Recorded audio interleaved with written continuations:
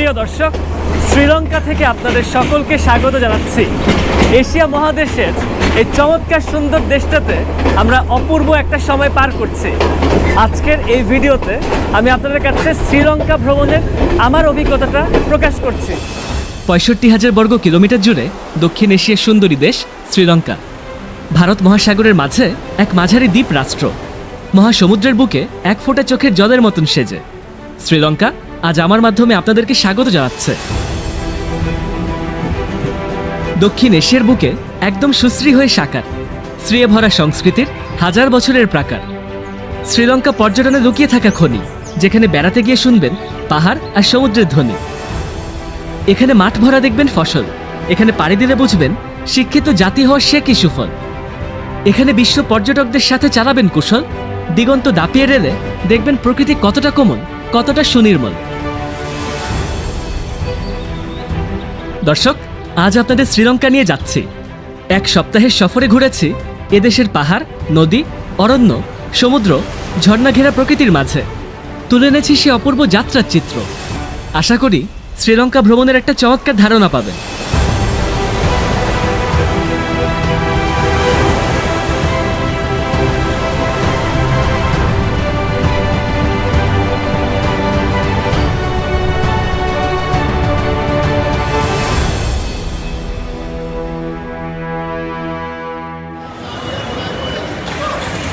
প্রিয় দর্শক, ঢাকার হজরত শাহজালাল আন্তর্জাতিক বিমানবন্দর থেকে আপনাদেরকে আবারও জানাচ্ছি স্বাগত।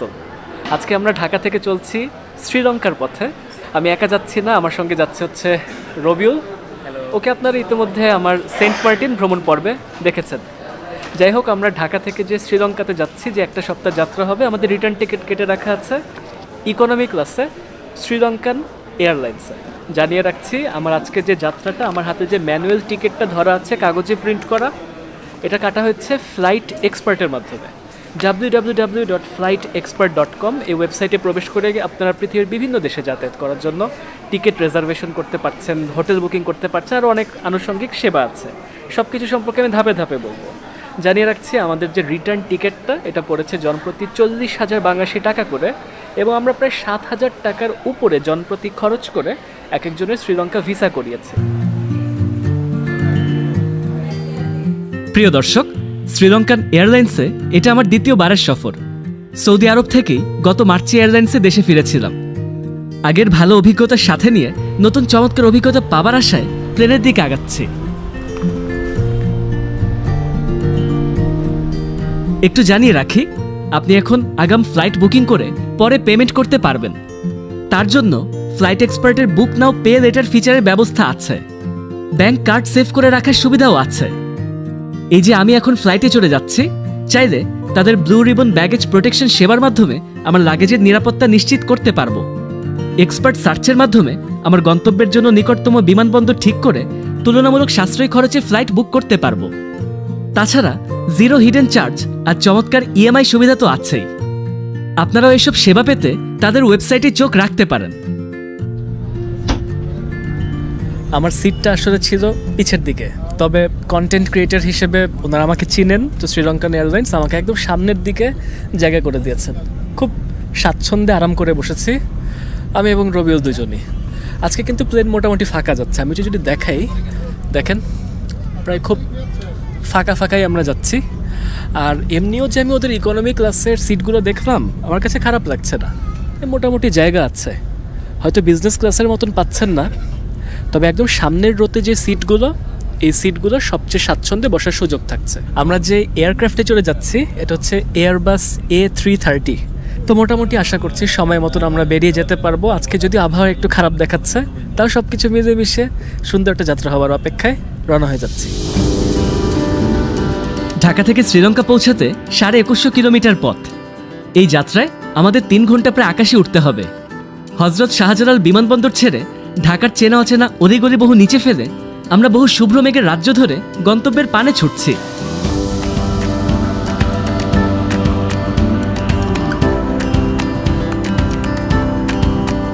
এই যাত্রায় যশোর, কলকাতা পার করে ভারতের দক্ষিণ পূর্বাঞ্চলকে আমাদের পশ্চিমে রেখে সোজা কলম্বো শহর বরাবর ধেয়ে চলছি। শ্রীলঙ্কান এয়ারলাইন্সের খাবারের স্বাদ ভালো লেগেছে। আর ভালো সিট উপহার দেওয়ায় কর্তৃপক্ষকে ধন্যবাদ দিয়ে রাখছি। আমাদের বিমান ছাড়ার প্রায় 3.25 ঘন্টা পর ল্যান্ডিংয়ের জন্য প্রস্তুতির ঘোষণা চলে এসেছে। তা শুনেই মনে হালকা উত্তেজনার বিন বেজে উঠেছে।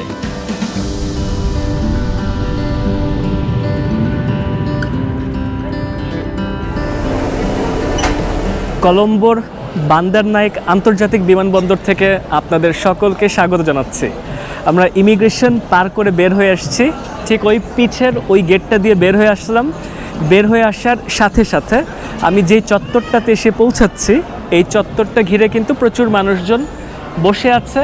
এটার আশপাশ দিয়ে আপনার ট্যাক্সি সার্ভিস, সিম কার্ড কেনাকাটার ব্যবস্থা আছে, মানি এক্সচেঞ্জ পর্যন্ত করতে পারছেন। এবং এই মুহূর্তে আমি আপনাদেরকে একটা ছোটোখাটো আপডেট দিয়ে দিচ্ছি আমরা ইতোমধ্যে কি করলাম। 7,000 বাংলাদেশি টাকার কিছু বেশি খরচ করে আমরা শ্রীলঙ্কার জন্য কিন্তু ভিসা নিয়ে আসছি। এটা হচ্ছে 1 মাসের সিঙ্গেল এন্ট্রি ভিসা আমরা প্রতিজন পেয়েছি। সেই ভিসাটা দেখিয়ে কিন্তু বের হয়ে আসলাম। তবে আমি এখানে দেখেছি যে যারা ট্রানজিট করছে শ্রীলঙ্কার মাধ্যমে, সার্কভুক্ত দেশের নাগরিকই মনে হলো, ইনারা 2 দিনের কাছাকাছি বিনামূল্যে ট্রানজিট পাচ্ছে শ্রীলঙ্কাতে, অর্থাৎ সেক্ষেত্রে কোনো টাকা পরিশোধ করতে হচ্ছে না। এবং আমি ইতিমধ্যে আমার পরিচিত একজন ছোট ভাইকে পেয়ে গেছি, সে পর্তুগালে যাচ্ছে। তো সেখানে আজকে 10 ঘন্টার ট্রানজিট আছে, সে মোটামুটি 2 দিনের একটা ট্রানজিট ফ্যাসিলিটি পেয়ে গেছে। আমাদের সঙ্গে বেরিয়ে এসছে, আমাদের সঙ্গে আজকের দিনটা একটু ঘুরে দেখার চেষ্টা করবে। এখন ডলার ভাঙালাম, $100 বিপরীতে আমরা শ্রীলঙ্কান রুপি পেলাম 30,175-এর আশেপাশে। এবং সেই রুপি থেকে ইতিমধ্যে আমি খরচ করেছি, সেটা করেছে হচ্ছে সিম কার্ড কেনার জন্য। আমার পিছে দিয়ে দেখতে পাচ্ছেন এসএসডি মোবিটেল, এটাও যেরকম একটা জনপ্রিয় মোবাইল সেবা প্রতিষ্ঠান, তার পাশাপাশি এয়ারটেল এবং ডায়ালগ আছে। ডায়ালগের নামটা কিন্তু খুব শোনা যায়, তবে এই ডায়ালগ নামের যে অপারেটরটা, তারা ই সিম বিক্রি করতে পারছিল না। তো আমি ই সিম কিনতে চাচ্ছিলাম, যে সেবাটা একমাত্র এই সরকারি সেবা এসএসডি মোবিটেলে দিচ্ছিল। 30 জিবি ডেটা সহ যে আমি প্যাকেজটা কিনেছি, আমার পড়লো 2700 শ্রীলঙ্কান রুপি, বাংলাদেশি টাকায় 1040 বা 1050 টাকার আশেপাশে পড়ছে। আর ওই পিছে দিয়ে কিছু দোকান আছে যেখান থেকে ট্যাক্সি রিজার্ভেশন করা যায়। এসব ট্যাক্সি এখান থেকে আমাকে যে প্রায় 35 কিলোর কাছাকাছি একটা পথ ঠেলে আমার হোটেলে যেতে হবে, ইনারা 7,500 রুপি করে চাচ্ছেন, শ্রীলঙ্কান রুপির কথা বলছি। তবে আমরা ওদের যে পিকমি নামে একটা অ্যাপ আছে, আপনারা চাইলে ডাউনলোড করে নিতে পারেন। সেই অ্যাপ থেকে যদি আমরা ট্যাক্সি রিজার্ভেশন করি, সেক্ষেত্রে আমরা 4,000 রুপির আশেপাশে পেয়ে যাব। তো যাই হোক, অনেক কথা হয়ে গেছে, আমরা এই মুহূর্তে ট্যাক্সি ধরছি এবং আমরা এখান থেকে এখন লম্বা পথ ঠেলে চলছি কলম্বো শহরের দিকে। শ্রীলঙ্কার পথঘাট সুন্দর, আর সেই অনুভূতির সূচনা বিমানবন্দর থেকে শহরের টানা টোলযুক্ত হাইওয়ে ব্যবস্থা দেখেই। ইনাদের পথের ধারে শোভা পাচ্ছে সারি সারি রঙিন গাছ। মেঘলা আকাশের নিচে দূর থেকে শহরের ডাউনটাউন ধরা দিচ্ছে। আমরা ধীরে ধীরে সেই শহরেই ঢুকে যাব।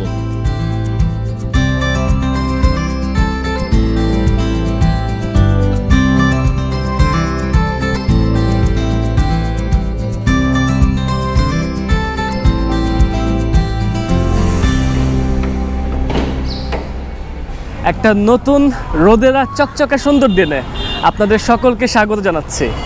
আমি এই মুহূর্তে পরবর্তী দিনের দুপুরবেলা দাঁড়িয়ে আছি শ্রীলঙ্কার একদম রাজধানীর সবচেয়ে গুরুত্বপূর্ণ স্টেশনটা, ফোর্ট রেলওয়ে স্টেশনের সামনে। আমি কেন আজকে দুপুর থেকে ভিডিওটা শুরু করছি বলি, গতকালকে প্রচণ্ড ক্লান্ত ছিলাম। তবে গতকালকে আমার সঙ্গে আমার একটা ছোটো ভাইয়ের দেখা হয়ে গেল বিমানবন্দরে, ওকে নিয়ে আমরা কিন্তু রাতের বেলায় বেরিয়েছিলাম। আমরা একটু ঘোরাঘুরি করে দেখলাম, নিজেরা আনমনে শহরে ঘুরে বেরিয়েছি। তখন আমার ভিডিও করতে আসলে মন চাচ্ছিল না। আর আজকে একটু সকালে দেরি করে ঘুম থেকে উঠে মোটামুটি তারপরে আস্তে ধীরে কিন্তু দিনটাকে শুরু করেছি। জানিয়ে রাখছি, আমি এখন যেখানটাতে আছি, এই ফোর্ট রেলওয়ে স্টেশন আজ থেকে প্রায় 120 বছরের কাছাকাছি সময় আগে তৈরি করা হয়েছিল এবং 1917 সাল নাগাদ এই রেলওয়ে স্টেশনটা সাধারণ মানুষের জন্য ব্যবহারযোগ্য করে তোলা হয়েছিল। আমি যেখানটাতে আছি ঠিক এখানে আমার পাশ দিয়ে দেখতে পাচ্ছি একের পর এক বাস যাতায়াত করছে। সামনে জনপ্রিয় পেট্টা মার্কেট, অনেকে পেট্টা স্ট্রিটের নাম শুনবেন। ওই পাশ দিয়ে খাওয়া দাওয়ার ভালো ব্যবস্থা আছে, কেনাকাটার ব্যবস্থা আছে। খুব জমজমাট একটা চকচকে সুন্দর একটা শহর কলম্বো। আমরা আজকে একটু কোস্টাল শ্রীলঙ্কার রূপ দেখতে চাই। খুব বেশি দূরে যাব না, তবে আমরা দক্ষিণ বরাবর একটু নামবো। আমরা কিন্তু দুজনের ট্রেন টিকিট কেটে রেখেছি। টিকিটগুলো অনেকটা যে এরকম একটু প্লাস্টিক ধাঁচের মোটা কাগজ মনে হচ্ছে। মাত্র 120 শ্রীলঙ্কান রুপিতে, যেটা বাংলাদেশি টাকায় প্রায় 45-46 টাকার আশেপাশে পড়ছে। 40 মিনিটের কাছাকাছি যাত্রা হতে পারে আমরা যে গন্তব্যে যাচ্ছি, এবং আমরা এখন ঠিক এই ট্রেন স্টেশন দিয়ে আমরা ট্রেনে উঠবো কিছুক্ষণ পরে।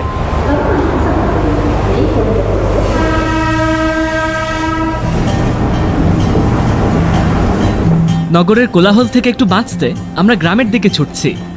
যাত্রাপথের শুরুতে কলম্বো শহরের ব্যস্ত অবকাঠামোগুলো পার করছি। দর্শক, এই রেলপথ আমাদেরকে একটু পরেই সমুদ্রের পাশ দিয়ে গন্তব্যের পানে ছোটাবে। সেই দৃশ্য দেখার অপেক্ষায় আছি।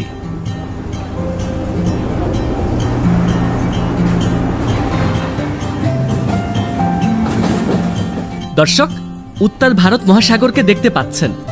সমুদ্রের ঢেউগুলো রেলপথের কাছে আছড়ে পড়ছে, আর সেই দৃশ্য দেখতে দেখতে আমরা ট্রেনের দরজায় দাঁড়িয়ে গায়ে হাওয়া লাগাচ্ছি। জানিয়ে রাখছি, আমরা কলম্বো ফোর্ট স্টেশন থেকে 18 কিলো দূরে মোরাটুয়া শহরের দিকে যাচ্ছি। শ্রীলঙ্কার পশ্চিমাঞ্চল জুড়ে এই রেলপথ সোজা দক্ষিণের দিকে চলে গেছে। এই পথের ধারেই ধরা দিচ্ছে সমুদ্র পাড়ের সব গ্রাম। এমন একটা গ্রামে আমরা যাব।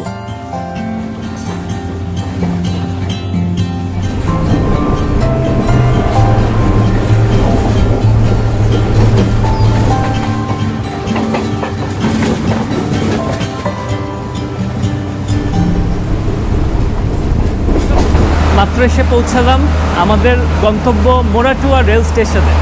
এই স্টেশনটাকে এর আগে যে কয়টা স্টেশন দেখে এসেছি কলম্বো ফোর্ট রেলওয়ে স্টেশনের পরে, ওগুলোর তুলনায় এটাকে একটু বড় স্টেশন মনে হচ্ছে। এই যে ট্রেন ছেড়ে দিল। মোরাতুয়া কলম্বো জেলার 12টি ছোট শহরের একটি। আমরা যদিও মোরাটুয়াতে এসে থেমেছি, তবে মূল উদ্দেশ্য উল্টো পথে অন্য একটি সৈকতে গিয়ে পৌঁছানো। টুকটুক ভাড়া করেছি 350 শ্রীলঙ্কান রুপিতে। আঙ্গুলানার দিকে যাচ্ছি।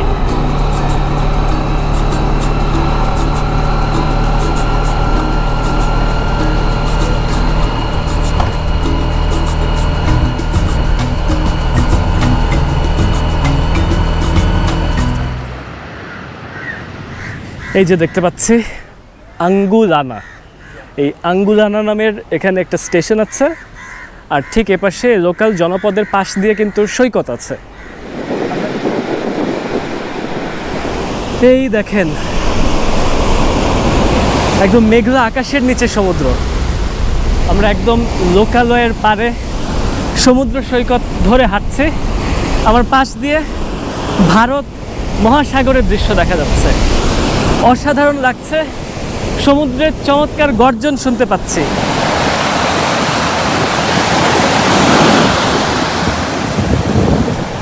আমরা এখানে আসছি মাত্র 20-25 মিনিট হয়েছে, বাস ঝুম বৃষ্টি নেমে গেছে যে আমরা এখন দৌড়াতে বাধ্য হচ্ছি। মানে ক্যামেরাটা চালু করলাম আর বৃষ্টি নামলো। আমরা একজন বন্ধু জুটিয়েছি, লোকাল বন্ধু। Thank you. আমরা ক্ষণিকের জন্য আমাদের এক বন্ধুর বাড়িতে বসলাম। বন্ধু এই কারণে বলছি, কারণ তার সঙ্গে আমরা বসে ওখানে অল্প কিছুক্ষণের মধ্যে অনেক গল্প জুড়াই ফেলেছি। মানুষটা ইংরেজি ভাষায় কথা বলতে পারে না, সে ভাঙা ভাঙা ইংরেজিতে আমাদের সঙ্গে খুব খাতির করার চেষ্টা করছিল। তো ওর যে বাসাটা, যদিও বৃষ্টি থেমে গেছে, প্রায় 5-7 মিনিট হলো আমরা আসছি আর কি, ওর বাসাটা হচ্ছে এরকম। ঠিক আছে, অল্পের ভিতরে আমি দেখিয়ে দিচ্ছি। তো ও আমাদেরকে একদম আপ্যায়ন করে এখন সে নারিকেল খাওয়াবে, মানে ডাব খাওয়াবে আর কি। ডাব পাড়তে গেছে, বলছে যে যেহেতু বৃষ্টি হচ্ছে তোমরা একটু বৃষ্টিটা থামুক, আর একটু নিশ্চয়তা পাই, তারপরে তোমরা আবার বিচে যাও, আমরা তোমাদেরকে ডাব খাওয়াবো। বলছে তোমরা বাংলাদেশ থেকে আসছো, আমাদের খুব ভালো লাগছে। আর ওর কষ্টের কিছু কথা শুনলাম। এই যে ছোট এই গ্রাম্য পরিবেশের মাঝেই থাকছে, তার যে বাসাটা বলছে যে আসল বাসা নাকি সমুদ্রে তলিয়ে গেছে। বলছে যে আমাদেরকে সুনামি হলে আমরা খুব বিপদের মধ্যে পড়ি। তো এখন আমি আমার বন্ধুর বাড়িতে ভাড়া করে থাকছি, আমার নিজের ঘর নেই। তো দুঃখের কথা এর মধ্যে জানা হয়ে গেল। এই দেখেন ওই যে একজন ডাব পাচ্ছে, ইনি হচ্ছে আমাদের সেই বন্ধু। তার যে ছোট একটা বাচ্চা, এটা আর একটা বাচ্চা। আমাদের রবিউল এখানে ছবি তুলছে। Thank you.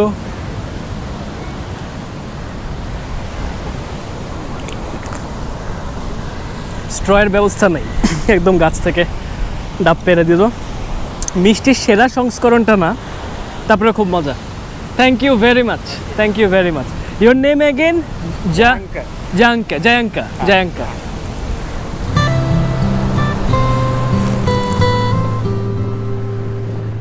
সমুদ্র পাড়ের গ্রামীণ প্রকৃতির মাঝে কিছুক্ষণ মনোমুগ্ধকর সময় পার করছি। চারপাশে সমুদ্র ঘেরা দ্বীপরাষ্ট্র শ্রীলঙ্কা, আর পৃথিবীর মানচিত্রে পঞ্চম বৃহত্তম নারিকেল উৎপাদনকারী রাষ্ট্রও এটি। নারিকেলের পাশাপাশি আরও বিভিন্ন ফল ও ফসল উৎপাদন আর মৎস্য আহরণ করে এদেশের গ্রামীণ অর্থনীতি সচল রয়েছে। শ্রীলঙ্কায় প্রায় 14,000 গ্রাম আছে, আর দেশটির 82% মানুষ থাকে এই গ্রামে। পুরো দেশের চারপাশ জুড়ে 1350 বর্গ কিলোমিটার উপকূল রেখা আছে। আমরা কলম্বো জেলার একদম দক্ষিণ কিনারায় এখন আছি।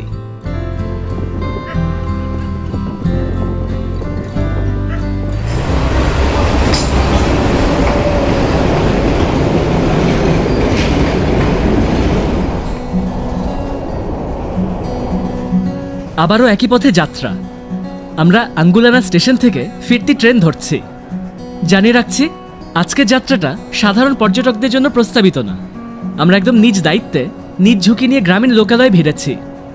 এখন বিকেলে সূর্যের প্রতিফলন দেখতে দেখতে আমরা কল্লু পিতিয়া স্টেশনের দিকে যাচ্ছি। ফিরতি যাত্রার সময় এখন একদম ট্রেনের পাশ ঘেঁষে দাঁড়ানোর সুযোগ পেয়েছি। একদম দেখতে পাচ্ছি মেঘের মাঝখান থেকে ওই যে সূর্যের ছিটে ফোটা যে আলোটা পড়ছে, তাতেও সমুদ্র দেখতে চমৎকার সুন্দর লাগছে। কিছু মানুষজন কিন্তু সমুদ্রে বাতাস খাচ্ছে আমরা দেখতে পাচ্ছি। পাড় দিয়ে কিছু লোকজনকে দাঁড়িয়ে থাকতে পর্যন্ত দেখা যাচ্ছে। ট্রেন ছেড়ে নামলাম শহরের ভিন্ন আরেকটা স্টেশনে। গলফেস বিচটা আছে, এই বিচটার কাছের একটা স্টেশনে। এখান থেকে কোনো না কোনোভাবে হেঁটে হোক বা টুকটুক ধরে হোক আমরা এই পাশ থেকে দৃশ্য দেখতে দেখতে সোজা বরাবর যাব।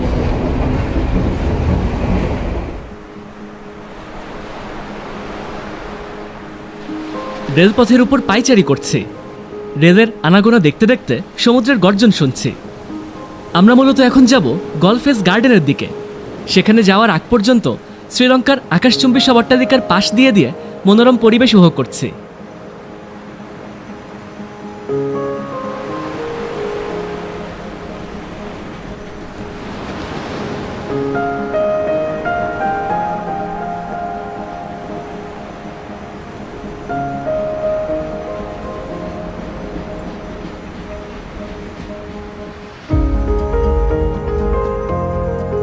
এই দেখুন, পরন্ত বিকেলে শহরের বিখ্যাত গলফেস গার্ডেনের রূপ। সবুজ ঘাসের গালিচার উপর হেঁটে লোকজন মহাসমুদ্রের ভরা গর্জন শুনছে। দূর দিয়ে কলম্বো বন্দরের কিছু দৃশ্য প্রতিভাত হচ্ছে। এক পাশে সমুদ্র, অন্য পাশে শ্রীলঙ্কার রাজধানীর অতীত বর্তমানের মেলবন্ধন। ধাপে ধাপে পর্তুগিজ, ওলন্দাজ ও ব্রিটিশদের দ্বারা তারা শাসিত হয়েছে। উপনিবেশ আমলের অবকাঠামোগুলো তারা যত্ন নিয়ে সংরক্ষণ করেছে, সাথে গড়েছে নতুন এক আধুনিক কলম্বো।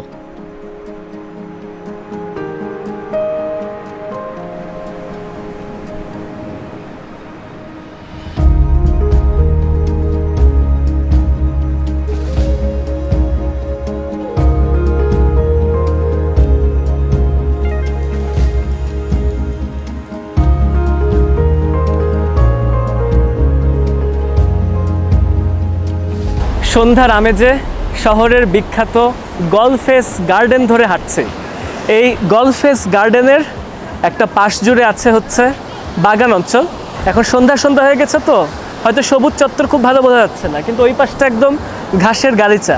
ঠিক আমার নিচ দিয়ে দেখেন, এখানে ইনারা এমনভাবে দোকানপাটগুলোকে করেছেন, অর্থাৎ রাস্তার ধারে ধারে ওই যে আমাদের দেশে যেরকম ওই ছোট ছোট দোকানগুলো থাকে, ওখান থেকে আমরা জিনিসপত্র কিনে খাই, সেটা আবার অনেক সময় ময়লাগুলো ফেলে পর্যন্ত চলে যায়, সেটা থেকে বাঁচার মতন একটা উন্নত ব্যবস্থা এনারা রেখেছেন। সেটা হচ্ছে এনারা একদম দেখেন উপরতলাটা হাঁটা পথ আর নিচের অংশ করে দিয়েছেন এগুলো দোকানপাট। এখানে দোকানপাটে আপনি খাওয়া দাওয়া করেন, তারপর আপনি উঠে আবার পরিষ্কার পরিচ্ছন্নভাবে আপনি শহরের এসব জায়গার পরিবেশটাকে উপভোগ করেন।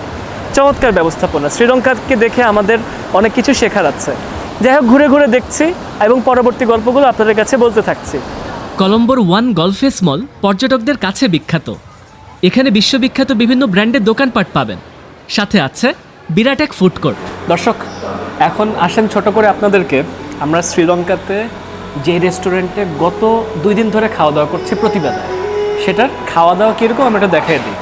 এই রেস্টুরেন্টের খুব নাম শুনেছি, নামটা হচ্ছে এলাইট রেস্টুরেন্ট বা এলাইট ইন্ডিয়ান রেস্টুরেন্ট। তাদের অনেকগুলো শাখা আছে, হালাল খাবার পাওয়া যায় এবং তার পাশাপাশি খাবার দাবার মোটামুটি খেতে ভালো পর্যন্ত লাগে।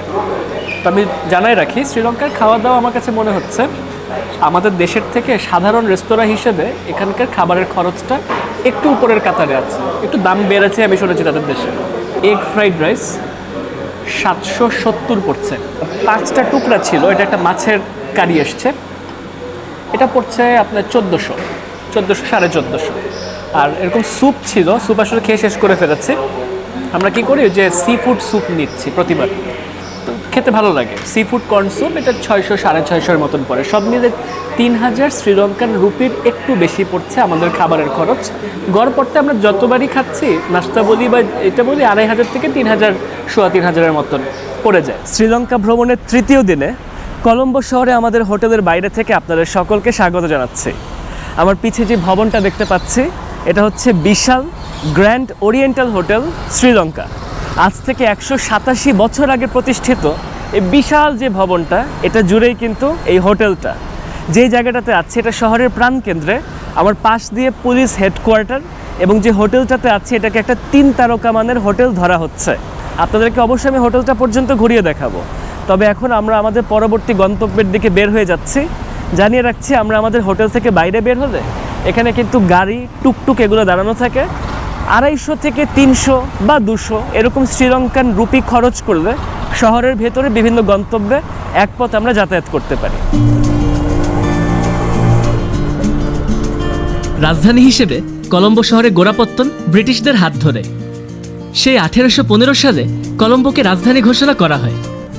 পুরানো আমলের দালান কোঠাগুলো অতীতের স্মৃতি মনে করিয়ে দেয়। আমরা 200 রুপির টুকটুক ভাড়ায় রেস্তোরাঁ আর সেখান থেকে 500 রুপির টুকটুক ধরে লোটাস টাওয়ারের দিকে যাচ্ছি।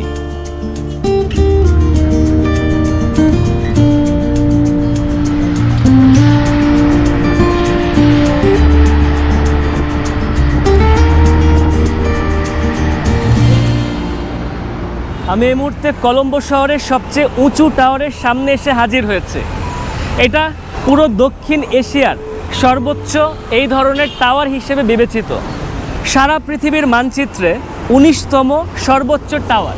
এটার উচ্চতা আছে 1150 ফুট এবং আমরা এখন ঠিক এটার উপরে 800 ফুট উচ্চতায় একটা পর্যবেক্ষণ ডেকে গিয়ে পৌঁছাবো। আমার পাশে এখানে টিকিট কাউন্টার আছে। আমরা বিদেশি নাগরিকরা যারা এখানে বেড়াতে আসি, $20 করে জনপ্রতি টিকিট কাটতে হচ্ছে। দর্শক, কলম্বোর এই বিখ্যাত ভবনটির নাম লোটাস টাওয়ার। 2019 সালে নির্মাণ শেষ হয়ে 2022-এ সাধারণ দর্শনার্থীদের জন্য খুলে দেওয়া হয়েছে। লিফটে চড়ে আমরা 29 তলায় এই সর্বোচ্চ অবজারভেশন ডেকে এসে পৌঁছালাম।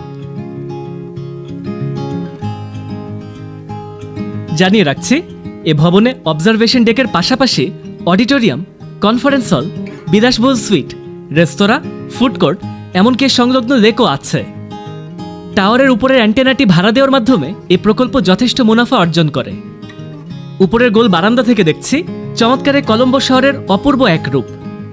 যেই যে গুরুত্বপূর্ণ স্থাপনা যেদিক দিয়ে দেখা যাচ্ছে সেগুলোর নাম, ছবি ও কিছু তথ্য এখানে ছাপানো আছে।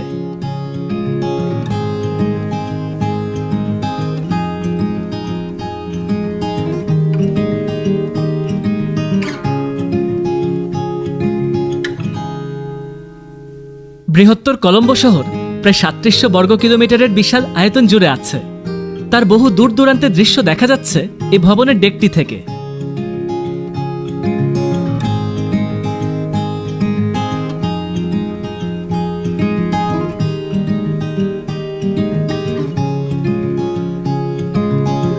আমি এই প্রথম মনে হয় পৃথিবীর কোনো একটা কোনায় একটা অবজারভেশন টাওয়ারে উঠে 2 ঘন্টার কাছাকাছি বসলাম। এর আগে এটা ঠিক যে বুর্জ খলিফাতে অনেক লম্বা সময় ছিলাম, তবে আরও অনেক টাওয়ারে উঠেছি। এতক্ষণ কিন্তু থাকতে সব জায়গায় ভালো লাগে না, যদি না বিকাল থেকে সন্ধ্যার সময়টাতে থাকি। আজকে দুপুরের ভাগে এসেও শ্রীলঙ্কার কলম্বো শহরে যে দৃশ্যগুলো দেখলাম, আর এত ঠান্ডা বাতাস, এই ঠান্ডা বাতাসে রোদ পোহাতেও খারাপ লাগছে না। রোদও পড়ছে, ঠান্ডা বাতাস খাচ্ছে, খুবই ভালো লাগছে। নিচে নেমে আমরা লেকের পাড়ে কিছুক্ষণ হাঁটাহাঁটি করে 600 রুপির টুকটুক ভাড়ায় শহরে পেটা মার্কেটের দিকে যাচ্ছি। এই জায়গাটাকে বলা হচ্ছে মেইন স্ট্রিট, এবং যে মেইন স্ট্রিটের ওই পাশ দিয়ে শুরু হয়ে যাচ্ছে বিখ্যাত পেটা মার্কেট। এই পেটা মার্কেট যেই শহরে যারা পর্যটক হিসেবে আসছে তাদের কেনাকাটা করার জন্য খুবই বিখ্যাত জায়গা। এবং এই পেটা মার্কেটটা ঠিক যে জায়গাটা থেকে শুরু হচ্ছে সেই জায়গাটা আমি আপনাদেরকে একটু দেখাই দিই। এখানে একটা কেন্দ্রীয় চত্বর আছে এবং সেই কেন্দ্রীয় চত্বরের মাঝখানে রয়ে গেছে খান ক্লক টাওয়ার। আজ থেকে 100 বছরের বেশি সময় আগে এখানে খান পরিবারের সদস্যদের অসাধারণ ব্যবসা বাণিজ্য ছিল। সেই খান পরিবারের সদস্যদের দ্বারা গত শতাব্দীর শুরুর ভাগে নির্মিত হয়েছিল ওই ক্লক টাওয়ারটা। আর তার আশপাশ জুড়ে যে মার্কেট অঞ্চলটা আছে, ব্রিটিশ আমলে এখানকার মার্কেটটা অসাধারণ রকমের জমজমাট হয়ে ওঠে। আমরা এখন এখানকার রাস্তাগুলো ধরে একটু হেঁটে হেঁটে এই জায়গাটা ঘুরে দেখি।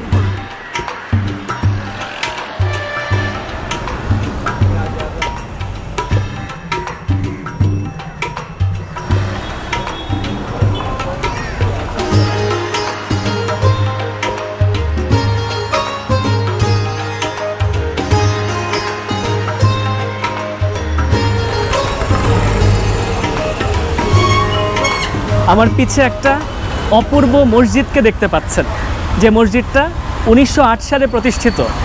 নাম হচ্ছে আল মসজিদ আল জামিউল আলফার। এই মসজিদটা পুরো পৃথিবীর মানচিত্রে একটা ভিন্ন ধারা স্থাপত্যরীতির নিদর্শন হিসেবে শ্রীলঙ্কার মানচিত্রে কিন্তু রয়ে গেছে। ইন্দো সারাসেনিক স্থাপত্যরীতির একটা মিশেল ঘটানো হয়েছে, তার সঙ্গে মিশেছে কিন্তু পারস্য থেকে আগত কিছু স্থাপত্য ধারা। সব কিছুর মিশেল ঘটিয়েছেন হাবিবুল আব্বে সাইবুল আব্বে নামক একজন অজনপ্রিয় স্থপতি। 1908 সালে যখন এটাকে প্রতিষ্ঠা করা হয়েছিল সেই সময় 1500 মানুষের ধারণ ক্ষমতা হিসেবে এই মসজিদকে এখানে স্থাপন করা হয়েছিল। তবে 1975 সালে নতুন করে একটা সংস্কার হবার পরে এই মসজিদকে বর্তমানে এত বড় বানিয়ে ফেলা হয়েছে এবং প্রায় 10,000 মানুষের ধারণ ক্ষমতা সম্পন্ন একটা মসজিদে রূপান্তর করা হয়েছে। আমরা এখন প্রবেশ করব এই মসজিদের ভেতরে।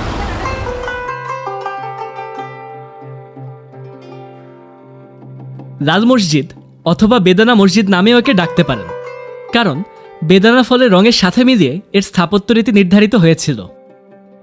ভেতরটা বহুতল, নামাজের ঘর আছে একাধিক। তবে জানিয়ে রাখছি, অমুসলিম পর্যটকদের এখানে প্রবেশের কিছু আলাদা সময়সূচি আছে। আমরা দ্বিতীয় জামাতে মসজিদে মাগরিবের নামাজ পড়লাম।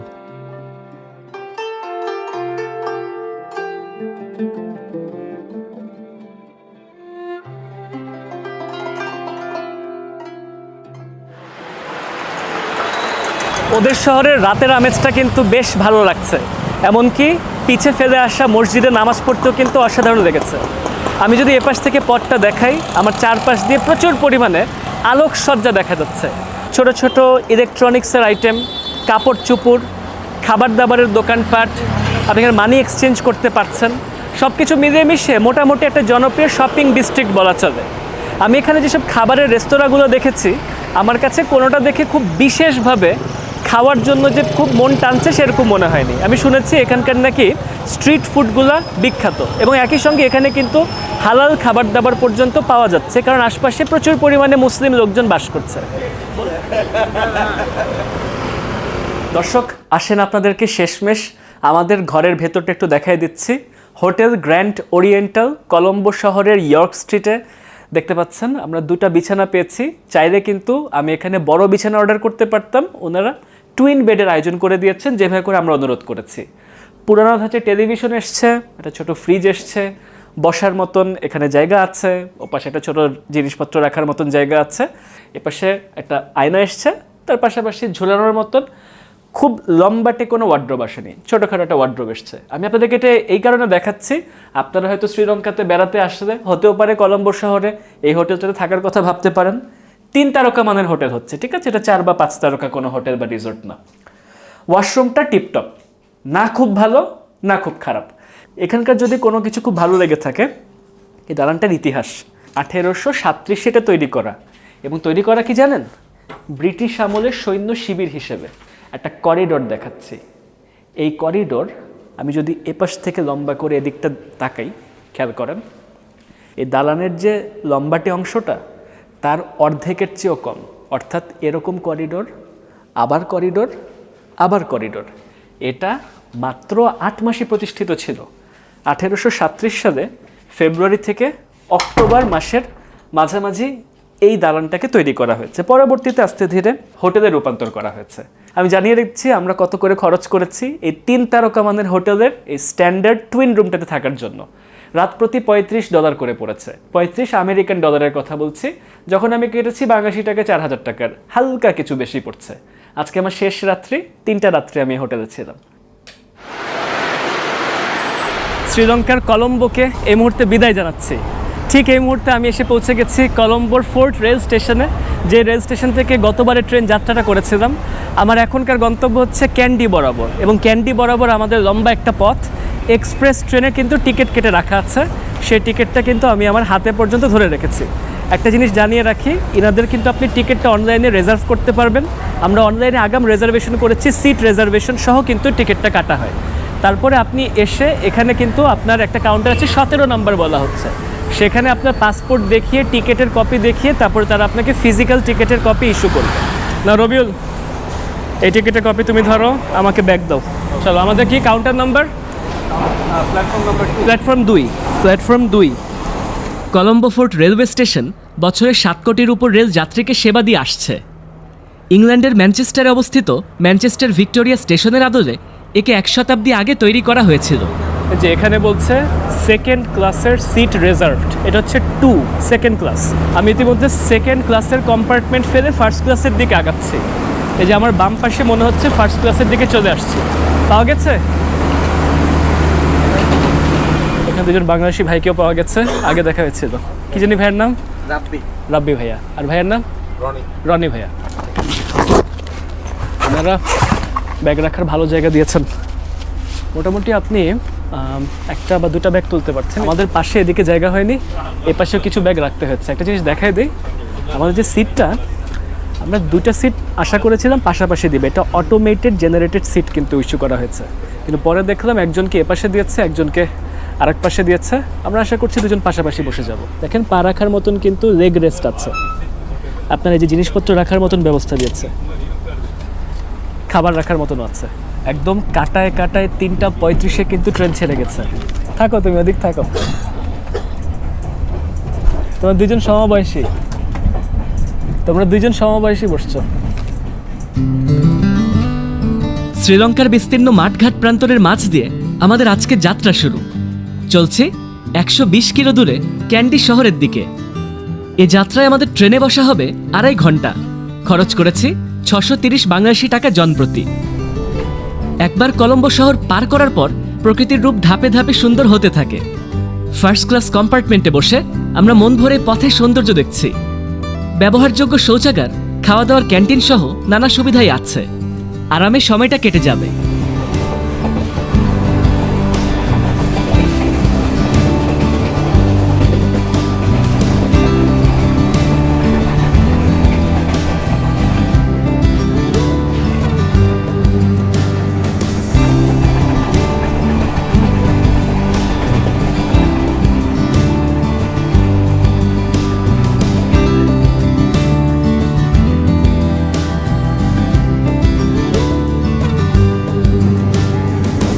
দর্শক, এই মুহূর্তে এসে পৌঁছালাম এই ট্রেনের ক্যান্টিনে।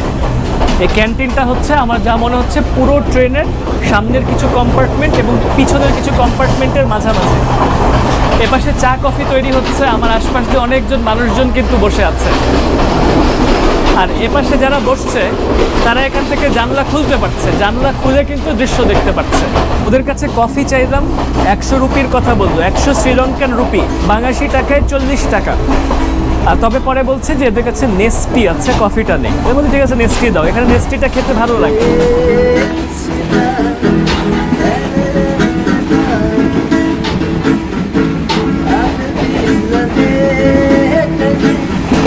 অসাধারণ লাগছে। কিছু পাইছো তুমি? বাবা,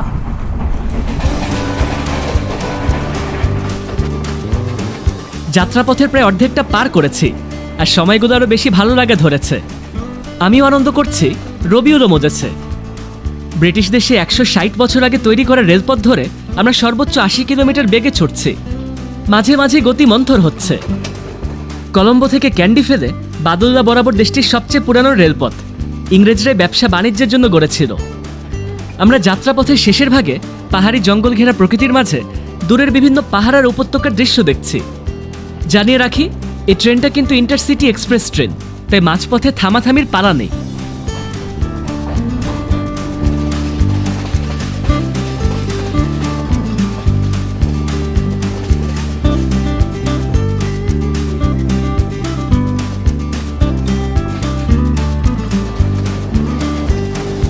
আমরা ক্যান্ডির খুব কাছাকাছি চলে এসেছি। উঁচু উঁচু পাহাড়ের ঢাল দেখা যাচ্ছে, অনেক উঁচু পাহাড়, ওখানে অনেক ঘরবাড়ি পর্যন্ত দেখতে পাচ্ছি, খুব সুন্দর লাগছে। আমরা একটা শহরে আমেজ দেখতে পাচ্ছি।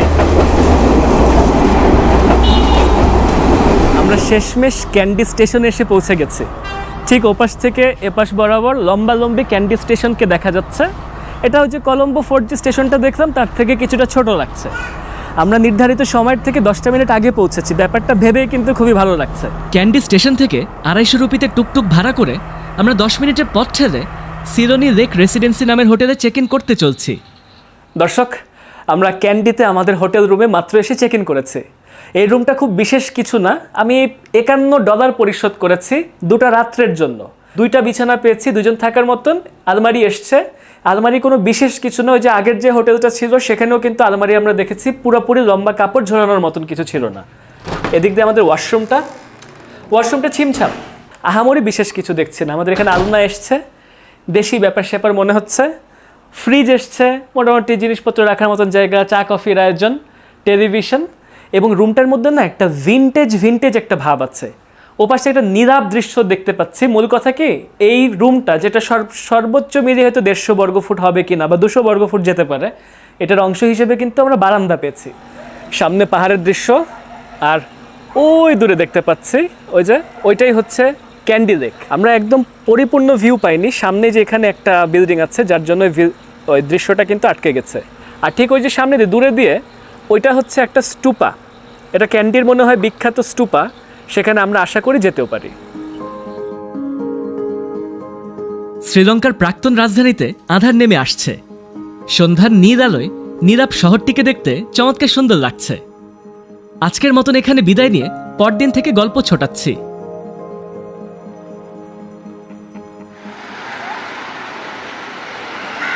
ক্যান্ডি থেকে একটা নতুন সুন্দর সকালে আপনাদের সকলকে স্বাগত জানাচ্ছি। আমার পিছে দিয়ে বিখ্যাত ক্যান্ডি লেক দেখতে পাচ্ছি। এই ক্যান্ডি লেকটার আশপাশ ঘিরে কিন্তু এই ক্যান্ডি শহরের প্রাণকেন্দ্র।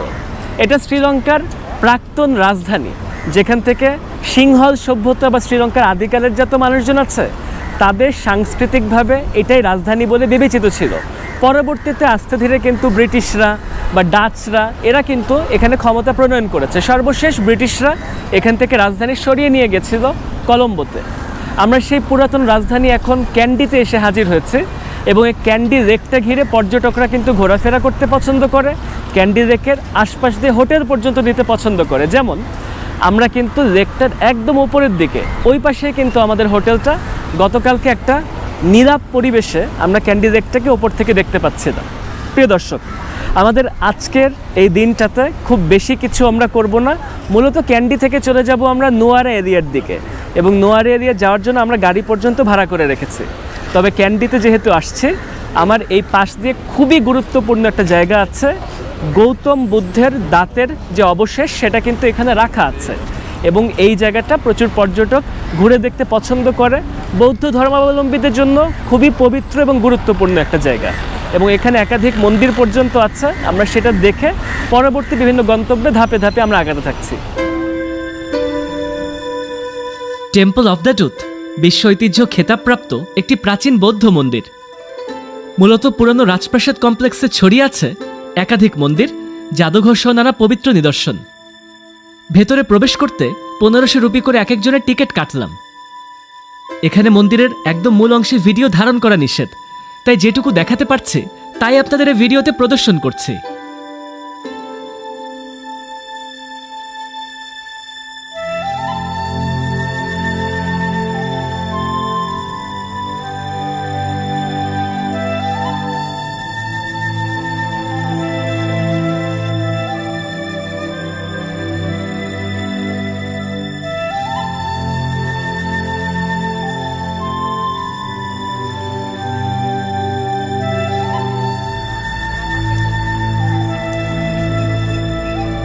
বেশ ভালো ছিল। বিশাল বড় একটা কমপ্লেক্স। আমরা এই একটা পাশ দিয়ে প্রবেশ করে ঘুরে ঘুরে ওই পাশটা দিয়ে বেরিয়ে আসলাম।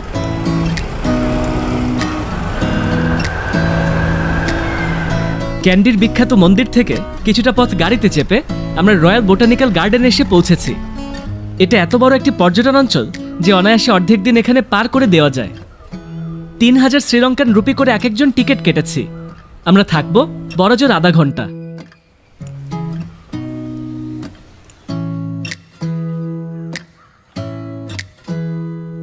আজকে সারাটা দিন কিন্তু গুড়ি গুড়ি বৃষ্টি চলছে, তার মধ্যেও মোটামুটি আমরা সূর্যের রূপরেখাও দেখতে পাচ্ছি, আবার আকাশ মেঘে ছেয়ে যাচ্ছে, আবার একটু একটু করে বৃষ্টি পড়ছে। তো এর ফাঁকে ফাঁকে দিয়ে আমরা ঘুরছি এবং সে ঘুরতে ঘুরতে আমরা ওদের বিখ্যাত বোটানিক্যাল গার্ডেনটার সবচেয়ে বিখ্যাত যে কয়েকটা রাস্তা আছে তার ভিতরে একটাতে এসে পৌঁছে গেছি। এখানে একাধিক পাম এভিনিউ আছে, ধরে নিচ্ছি পাম গাছের সমারোহ। সে পাম এভিনিউ, এখানে সারি সারি যে উঁচু উঁচু গাছগুলা, এগুলোর মাঝখান থেকে রাস্তা চলে গেছে। এইসব রাস্তা ধরে কিন্তু যে ইনস্টাগ্রামে ছবি তুলতে, ভিডিও করতে মানুষজন খুব পছন্দ করে, সেরকম একটা রাস্তাতে এখন এসে হাজির হয়েছে। খুবই ভালো লাগছে দেখতে।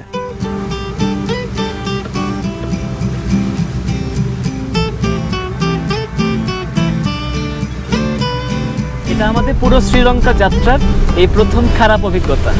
আজকে সারাদিন বেশ বৃষ্টি।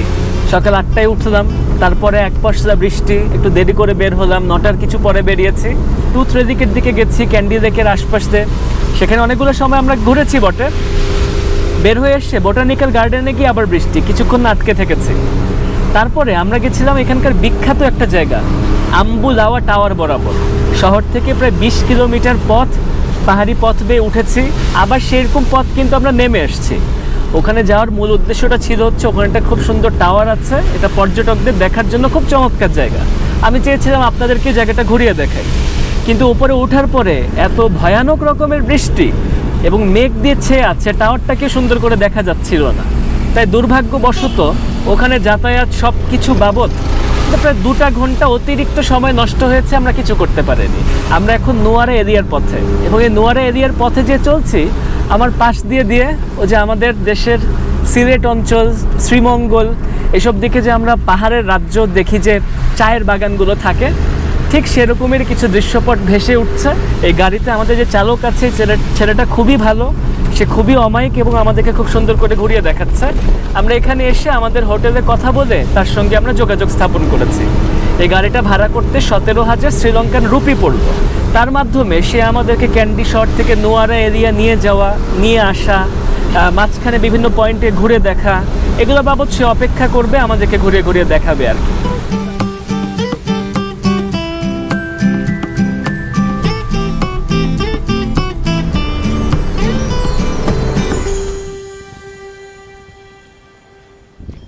দর্শক, পথে চলতে চলতে এত অপূর্ব একটা জায়গায় এসে আমরা থেমেছি। সত্যি কথা বলতে আমাদের গাড়ি চালক বলছিলেন যে তোমাদেরকে আমরা একটা জায়গায় থামাবো, সেখানে খুব সুন্দর দৃশ্য দেখতে পাবা, তোমরা চা খেতে পারবা। আমরা চা আর কি পান করব, আমরা দৃশ্য দেখে রীতিমতন অবাক। এখানে খুব উঁচু উঁচু পাহাড় দেখতে পাচ্ছি, তার পাশ দিয়ে ওই দূরে একটা সুন্দর জলপ্রপাত দেখা যাচ্ছে। একাধিক জলের রেখা ওখানে মিশে ধাপে ধাপে গড়ায় গড়ায় পড়ছে, এবং সেখান থেকে মনে হচ্ছে যেন একটা ঝিরি এখানে তৈরি হয়ে গেছে। অপূর্ব সুন্দর লাগছে। এবং এখানে দেখেন মেঘের যে খেলা দেখতে পাচ্ছি, দেখে অসাধারণ সুন্দর লাগছে।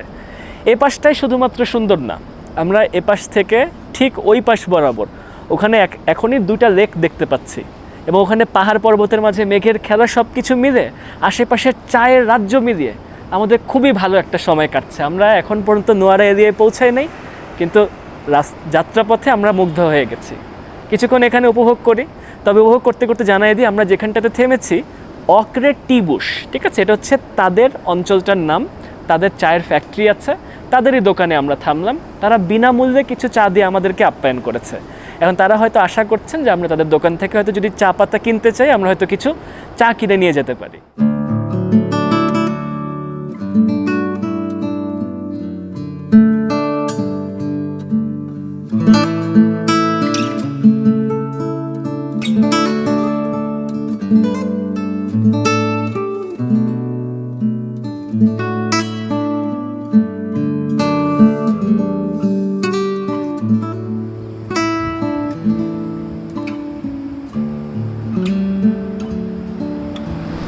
4700 শ্রীলঙ্কান রুপি দিয়ে তিনটা চা কিনে নিয়ে যাচ্ছি, 100 গ্রাম করে এক একটা। হ্যাঁ, তো ওকরে টি বুশ, ওদের এখানেই থেমেছিলাম।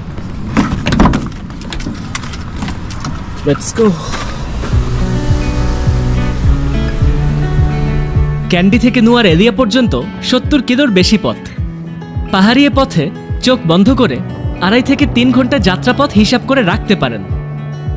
আমরা ক্যান্ডি জেলা ফেলে নুয়ারা এরিয়া জেলায় প্রবেশ করেছি। এই জেলার সবচেয়ে জনপ্রিয় শহর নুয়ারা এরিয়া। ইংরেজরা ক্যান্ডি থেকেই 170 বছর আগে চায়ের চাষ শুরু করে, যা ছড়াতে ছড়াতে পৌঁছেছে শ্রীলঙ্কার প্রতিটি প্রান্তে। আজ নুয়ারা এরিয়া এ দেশের চা উৎপাদনের সবচেয়ে গুরুত্বপূর্ণ অঞ্চল বলে বিবেচিত।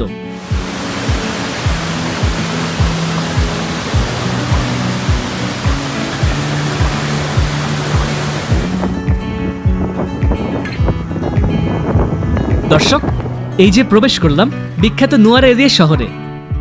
শ্রীলঙ্কার লিটল ইংল্যান্ড বলে খ্যাত এই পাহাড়ি শহর। ভূপৃষ্ঠ থেকে 6000 ফুটেরও বেশি উচ্চতায় আমরা ঠান্ডা ঠান্ডায় শহরে এসে পৌঁছালাম।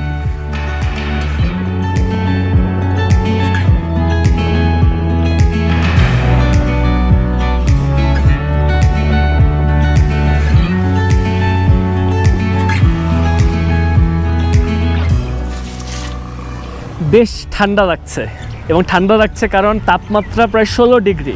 এই নুয়ারা এরিয়া অঞ্চলটা, যেটা প্রায় 6000 ফুটেরও বেশি উচ্চতায় আছে, এখানে কিন্তু সারা বছর ব্যাপী প্রচুর ঠান্ডা বিরাজ করে। এই জন্যই আজ থেকে অনেকটা সময় আগে, সে 1846 সালে ব্রিটিশ পরিব্রাজক স্যামুয়েল বেকার, আন্তর্জাতিকভাবে প্রচণ্ড খ্যাতিমান একজন পরিব্রাজক ছিলেন, তিনি এই শহরটা স্থাপিত করেছিলেন। ব্রিটিশ সিলনে নুয়ারা এরিয়া ব্রিটিশদের থাকার জন্য রোমাঞ্চকর একটা জায়গা ছিল। আমার আশপাশ দিয়ে যেসব দালান কোঠাগুলো দেখতে পাচ্ছি, এগুলো সব কলোনিয়াল স্টাইল দালান কোঠা। ওখানটা সুন্দর লেক দেখা যাচ্ছে, যে লেকটা একটা পার্কের অন্তর্ভুক্ত। লেকটার নাম হচ্ছে লেক গ্রেগরি, এবং লেক গ্রেগরির সামনে যে পার্ক, সবুজ ঘাসের গালিচা দেখতে পাচ্ছি, ওপাশ দিয়ে কিছু মানুষজন হাঁটছে পর্যন্ত দেখছি। নুয়ারা এরিয়ার লেক গ্রেগরির ধারে এসে সাঁঝের বেলায় পৌঁছেছি। জনপ্রতি 600 রুপি করে এখানে প্রবেশের টিকিট কাটতে হয়। সকাল থেকে বিকাল অবধি এই পার্ক চালু থাকে। আমি অনুরোধ করে অল্প সময়ের জন্য সন্ধ্যা বেলায় ঢুকলাম। লেকের পাশে কিছু নৌকা ভিড়িয়ে রাখা আছে, বোঝা যায় এখানে নৌকা ভ্রমণেরও সুযোগ আছে। পাহাড়ি শহরগুলোতে কিন্তু খুব তাড়াতাড়ি দোকানপাটগুলো বন্ধ হয়ে যায়, তাই স্বাভাবিকভাবে খাবার দাবারের দোকানপাট তাড়াতাড়ি বন্ধ হবে। আমরা যেহেতু ক্যান্ডিতে ফেরত যেতে হবে, আমরা যেটা করেছি নুয়ারা এরিয়াতেই আমরা আজকে খেতে বসে গেছি। খুব ইচ্ছা ছিল ক্যান্ডিতে ফেরত গিয়ে খাবো, তাতে করে ক্যান্ডিতে যে রেস্তোরাঁতে আমরা খাচ্ছিলাম সেটা আপনাদেরকে দেখাতে চেয়েছিলাম। তারপরে বলে রাখি, ওখানকার একটা বিখ্যাত রেস্তোরাঁ আছে, নাম হচ্ছে ক্যান্ডিয়ান মুসলিম রেস্তোরাঁ, এরকম কিছু একটা।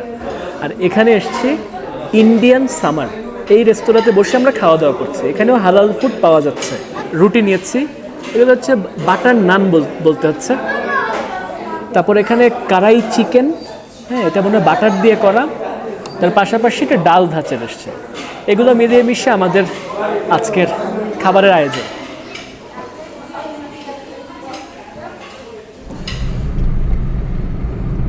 শ্রীলঙ্কা ভ্রমণের নতুন আরেকটি সুন্দর সকালে আপনাদেরকে স্বাগত জানাচ্ছি। দর্শক, আমরা সকাল 7:40 একটা টুকটুক ধরে হোটেল থেকে ক্যান্ডি স্টেশনে এসে পৌঁছেছি। স্টেশনে আসার পর অনলাইন রিজার্ভেশনের কপি দেখিয়ে টিকিটের হার্ড কপি ইস্যু করালাম। ক্যান্ডি রেলওয়ে স্টেশন থেকে আপনাদের সকলকে স্বাগত জানাচ্ছি। রবিউল, আমাদের কয় নাম্বার? সি। হ্যাঁ, C10-11, এটা হচ্ছে ফার্স্ট ক্লাসে। ওদের ট্রেনে আপনার সিটিং বোঝার উপায় হচ্ছে, দেখেন এই যে 2 লেখা, এটা হচ্ছে সেকেন্ড ক্লাস, এই যে F লেখা। আমরা হচ্ছে ABC 3 নাম্বার কোচে মনে হয় হবে, সেখানে হচ্ছে আমাদের 1 লেখা থাকবে, অর্থাৎ ওটা হচ্ছে ফার্স্ট ক্লাস। এই রুটে আগাম টিকিট রিজার্ভেশন না করে আসলে তাৎক্ষণিক পাওয়া মুশকিল হতে পারে। এখন আমরা সিটটাকে ঘোরাই নিচ্ছি। ট্রেন যাবে এই বরাবর, যেহেতু ট্রেন এপাশে যাবে, সবাই এখন সিট ঘোরাচ্ছে। সিস্টেমটা অনেক ভালো এখানে, যে এই যে সিটটা রোটেট করার যে সিস্টেম। বাংলাদেশে তো পুরো মোশন সিকনেস হাগুরা থাকতে হয়। শুধু বাংলাদেশে না, এই ব্যাপারটা কিন্তু আপনার ইউরোপে বলেন, যে কোনো দিকেই বলেন, আমাদের ট্রেন অবশ্য ছেড়ে দিচ্ছে, আমরা দেখতে পাচ্ছি, খুব ভালো লাগছে। তো আসলে পৃথিবীর বিভিন্ন জায়গায় ফরওয়ার্ড ফেসিং সিট আর ব্যাকওয়ার্ড ফেসিং সিট এরকম কিন্তু বিকল্প আছে। তো যেটা হয় যে অনেক সময় ব্যাকওয়ার্ড ফেসিং সিটের দামও কিন্তু অনেক সময় কম হয়। ইউরোপীয় ট্রেনের কথা বলছি। এখানে ধরে নিয়েছিলাম যেদিকে থাকবে ওদিকেই যাব। ভালো হয়েছে যে সবাই আমরা ঘুরিয়ে নিয়ে যাবো আর কি। ইতিমধ্যে আমরা বাইরের দৃশ্য দেখছি, ক্যান্ডি ছেড়ে বের হয়ে যাচ্ছি। এলা অডিসি এক্সপ্রেস চোখ বন্ধ করে শ্রীলঙ্কার সবচেয়ে জনপ্রিয় পর্যটন রেল ব্যবস্থা। যাত্রাপথের সৌন্দর্য নাকি বিস্ময়কর, যেই কথা সেই কাজ। যাত্রা শুরু হতে না হতেই পাহাড়ি ঝিরি আর ঝর্ণা আমাদের স্বাগত জানাচ্ছে। বোঝা যাচ্ছে আগামী 6 থেকে 7 ঘন্টা কেমন কাটতে চলছে। আমরা এই পথে সবচেয়ে বেশি আন্তর্জাতিক পর্যটক দেখছি। সবাই ট্রেনের দরজার ধারে ধারে আসন গেড়েছে আর প্রকৃতির মাঝে হাত মেলে নিসর্গকে মন ভরে উপভোগ করছে।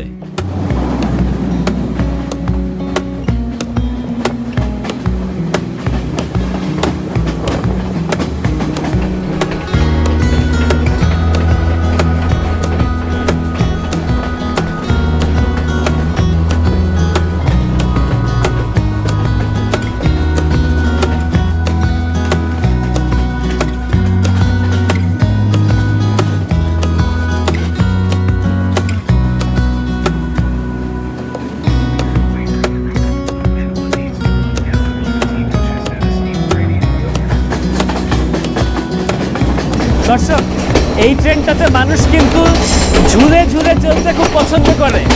তবে অনেক লোকজন কিন্তু ঝুলতে গিয়ে আপনার গাছপালার সঙ্গে ধাক্কা পর্যন্ত খায়। মাঝে মধ্যে গাছপালা এত কাছে চলে আসে, রীতিমতন বিপজ্জনক হতে পারে।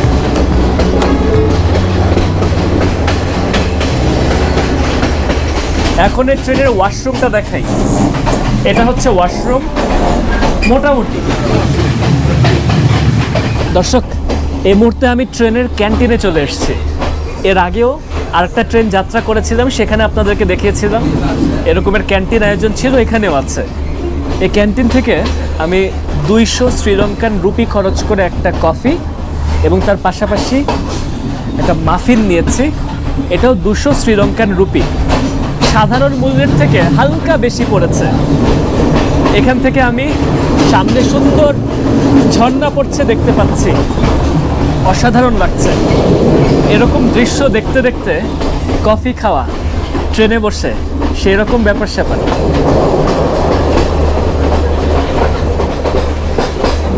শেষমেশ কম্পার্টমেন্টে কিছুক্ষণের জন্য আসছে।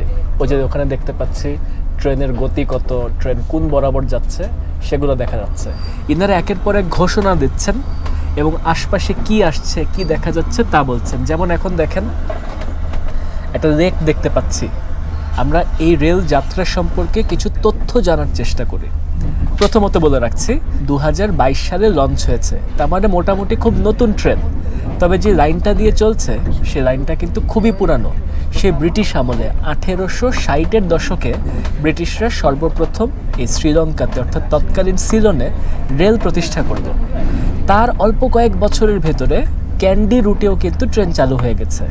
আমরা ক্যান্ডি থেকে এল্লা যাচ্ছি এবং ব্রিটিশ আমলের ট্রেনটা শ্রীলঙ্কার রাজধানী কলম্বো থেকে বাদুল্লা পর্যন্ত গেছিল। এল্লার আরও পরে আসে হচ্ছে বাদুল্লা, তার মানে বাদুল্লার আরও আগে গিয়ে আমরা নেমে যাচ্ছি। এই পুরো যাত্রাপথটা যেটা আমরা ক্যান্ডি থেকে এল্লা পর্যন্ত যাচ্ছি, এটা প্রায় 155 কিলোমিটার। অনেকগুলো স্টেশনে থেমে থেমে যাচ্ছে দেখে যাত্রাপথটা লম্বা সময় লাগছে, 6 থেকে 7 ঘন্টার মতন লাগবে। আমরা দুজনে যে ট্রেনের টিকিট কেটেছি, জনপ্রতি আমরা 2800 বাংলাদেশি টাকা করে পরিশোধ করেছি। শ্রীলঙ্কান রুপিতে 7,000 14,000 পরিশোধ করেছি এবং তার পাশাপাশি একটা 700 শ্রীলঙ্কান রুপির বুকিং চার্জ কেটেছে। আমরা অনলাইনে রিজার্ভেশন করেছি। আমরা এখন অল্প সময়ের জন্য নানু ওয়া ট্রেন স্টেশনে থামলাম। এটা হচ্ছে যারা নুয়ারা এরিয়াতে বেড়াতে যাচ্ছে অথবা নুয়ারা এরিয়া থেকে যারা ট্রেনে উঠছে তারা এই স্টেশনটাকে ব্যবহার করছে। তার মানে যারা ক্যান্ডি থেকে নুয়ারা এরিয়াতেও ট্রেনে করে যাবেন তারাও কিন্তু যাত্রাপথে যথেষ্ট সুন্দর দৃশ্য দেখতে পারবেন। আবার নুয়ারা এরিয়া থেকে যারা উঠবেন তারাও চমৎকার দৃশ্য পাবেন। এই হচ্ছে ক্লাস 3 আর সোজা গেলে আমরা যাব ক্লাস 2-তে। ক্লাস 3 যদি দেখাই, দেখেন সিটগুলো হচ্ছে এরকম। রবিল বসো, দেখো তো কেমন লাগে, কেমন কমফোর্টেবল? এটা মনে হয় সেকেন্ড, হ্যাঁ এটা 2, এটা হচ্ছে 2 এর সিটগুলো দেখেছেন, এটাও আরামের। দর্শক, যাত্রার এই ভাগটাতে আমরা পাহাড়ি সরু সরু কিছু খাত আর টানেলের স্বর্গরাজ্য পার হচ্ছি। আমরা প্রায় 6,500 ফুট পর্যন্ত উঠেছি এবং এখন আবার ট্রেনটা নিচের দিকে কিন্তু পথ ধরেছে। রবিউল, এর থেকে ভালো ট্রেন জার্নি করছো তুমি? আমার এ পর্যন্ত দেখা সবচেয়ে সুন্দর ট্রেন জার্নি ছিল ইটালি থেকে সুইজারল্যান্ড, চোখ বন্ধ করে। এই ট্রেন যাত্রাটা সেই ট্রেন যাত্রার সঙ্গে তুলনায় আসে, মানে এটার রোমাঞ্চটা তার সমতুল্য। এটার রোমাঞ্চ কিছু দিক দিয়ে বেশি, যে এরকম করে যে আমরা ঝুলে ঝুলে চলতে পারছি, বাতাস খেতে পারছি, এই ব্যাপারটা অসাধারণ ছিল। আর ওই যাত্রায় দৃশ্য দেখেছিলাম মারাত্মক, এটাও কম যাচ্ছে না। একটু বৃষ্টি, একটু রোদ, সাথে কিছু মেঘ আর পাহাড়ি কত বন। গাছগাছালির মাঝে দিয়ে আমরা শ্রীলঙ্কার পাহাড়ি পরিবেশ শুধু দেখছি, শুধু মরছি। আমাদের দক্ষিণ এশিয়ায় এত সুন্দর রেল ব্যবস্থা হতে পারে তা শ্রীলঙ্কা এসে হারে হারে বুঝলাম। একের পর এক পাহাড়ি চা বাগান পার হচ্ছে, আর কিছু দূর পর পর এক একটা টানেল আমাদের এক একটা নতুন জগতে প্রবেশ করাচ্ছে। এই ট্রেন কিন্তু পর্যটন ট্রেন, তাই বিভিন্ন জায়গায় গতি কমিয়ে সেখানকার গুরুত্বপূর্ণ আকর্ষণ সম্পর্কে ঘোষণা দেওয়া হচ্ছে। প্রিয় দর্শক, আপনারা চাইলে আমার মতন শ্রীলঙ্কা বেড়াতে পারেন বিশ্বস্ত প্রতিষ্ঠান ফ্লাইট এক্সপার্টের সাথে। তাদের মাধ্যমে শুধু ফ্লাইটই না, হোটেল বুকিং এবং ভিসা সেবাও পাবেন। এমনকি বিভিন্ন দেশের ট্যুর বুকিংও করতে পারবেন। আর এই সব কিছুই আপনি স্বাচ্ছন্দ্যে দেশি পেমেন্ট গেটওয়েগুলির মাধ্যমে ঘরে বসে আয়োজন করতে পারবেন। যাই হোক, যাত্রাপথের অপরূপ দৃশ্যগুলো আমরাও দেখছি, আপনারাও দেখুন।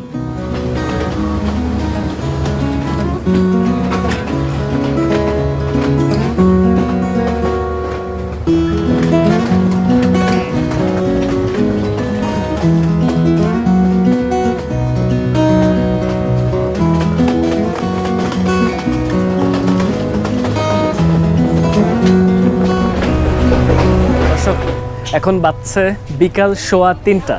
আমরা শেষমেশ এসে পৌঁছে গেছি এলদাতে। এই এলদাতে আসার জন্যই আমরা 7টা ঘন্টা যাত্রা করেছি। এই হচ্ছে এলদা ট্রেন স্টেশন এবং তার সঙ্গে ট্রেন লাইন। বলা হচ্ছে এটা নাকি পর্যটকদের সবচেয়ে পছন্দের ট্রেন স্টেশনগুলোর একটি। আমরা এখন 500 রুপিতে একটা টুকটুক ভাড়া করে আমাদের এই যাত্রার সবচেয়ে সুন্দর হোটেলের দিকে আগাচ্ছি। এলদাতে এসে আবহাওয়া চমৎকার পেয়েছি, তাই মনটা উৎফুল্ল হয়ে উঠেছে। সেই রকম জায়গা, আমরা খুব বেছে বেছে হোটেল বাছাই করেছি। চমৎকার দৃশ্য দেখছি এখান থেকে। ওকে, so which drink is this? Avocado juice. Thank you very much. Hello, thank you. রুমটা আপনাদেরকে একটু পরে দেখাচ্ছি, তবে তার আগে বলি আমরা হোটেলে এসে পৌঁছানোর পরে এখানে 2000 রুপি খরচ করলাম। একটু খাবার অর্ডার করেছি। ওদের এখানে খাবার দাবার মোটামুটি খুব বেশি খরচের মনে হচ্ছে না, মানে এরকমের হোটেল হিসেবে। দেখেন খাবার, এখানে খাবারের সামনে দৃশ্য দেখেন, কে দেখো, মজা না দৃশ্য? আসেন, এখন আমি আপনাদেরকে আমাদের এলদাতে যে হোটেলটা সেটা ঘুরিয়ে দেখাই। প্রথমে জানিয়ে দিচ্ছি আমার কাছে হোটেলটা পছন্দ হয়েছে। এই হোটেলটার নাম হচ্ছে রাভানা রেঞ্জ হোটেল, যে হোটেলটা পাহাড় পর্বতের মাঝখানে চমৎকার একটা জায়গায় অবস্থিত। আমি নিয়েছি 3 জন থাকার মতন রুম, আমরা থাকছি 2 জন কিন্তু। এটা একটা ফ্যামিলি সুইট, যেটা রাত প্রতি আমি বাংলাদেশি টাকায় 6,000 টাকার কিছু বেশি খরচ করেছি। এখানে থাকার জন্য 2টা রাতের বুকিং করে রাখা আছে। এবং আমরা যদি এখানে নাস্তা করতে চাই তাহলে আরও অতিরিক্ত মনে হচ্ছে জনপ্রতি আরও $7 করে যোগ করা লাগবে। ওদের খাবার আমি ইতিমধ্যে খেয়েছি, আমার কাছে ভালো লেগেছে। এখানে নাস্তা করতে কোনো সমস্যা নেই। এখানে তো বসার ব্যবস্থা আছে। এদিক দিয়ে আপনার পুরো কাঁচ দিয়ে আমরা সামনের দৃশ্য দেখতে পাই, আর চাইলে এই পুরো কাঁচটাকে আমরা আবার পর্দা দিয়ে ঢেকে ফেলি। অন্য পাশটাতে আমরা একটা ছোট নিশ পেয়েছি, যেখানে আমরা কাপড় চোপড় ঝুলাতে পারছি, অতিরিক্ত জিনিসপত্র আছে, লাগেজ রেখেছি। এসির কম্পার্টমেন্টে এখানে চা কফির স্টেশন আসছে, ফ্রিজ এসছে, যা যা থাকা উচিত তাই তাই এসছে। আমি একটু ওয়াশরুমের দিকটাতে যাই। এটার যে ওয়াশরুমটা সেটাও কিন্তু বিশাল বড়, ঠিক আছে? আমি যদি এই বরাবর দৃশ্যটা দেখেন কত বড়, আমি ওয়াশরুমে এপাশ থেকে ওপাশে মনে হয় 17-18 ফুট 20 ফুটের কাছাকাছি হাঁটতে পারবো। তো নিজের একটু স্বস্তি করছি। আমাদের সামনে সুন্দর দৃশ্য আছে, নিচের সুইমিং পুল আছে, এগুলো মিলিয়ে মিশে আমরা একটু এখন আনন্দ করি। ভিডিওর পরবর্তী অংশে দেখা হচ্ছে।